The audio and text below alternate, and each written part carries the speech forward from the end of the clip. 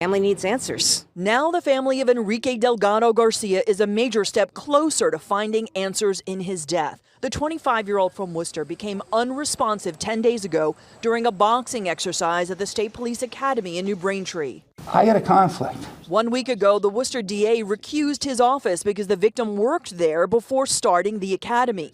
Now the Attorney General is appointing David Meyer to lead the investigation, a former prosecutor with the Suffolk DA's office and special counsel to Governor Deval Patrick. The boxing program was stopped immediately. The current head of the state police has suspended full contact boxing while reviewing all defensive tactics programs. The governor plans for an even wider review when the new leader of the state police takes over. And one of the things I'm going to ask the new colonel to do when he begins is to undertake an independent review of all of the academy's programs and trainings, because my goal is to make sure that we have in place the very best in terms of training. Senator Jamie Eldridge, chair of the Judiciary Committee, says the death raises questions about training at the academy. So why is there such a focus on, almost a warrior mentality for the state police, and is that really the best model in the 21st century?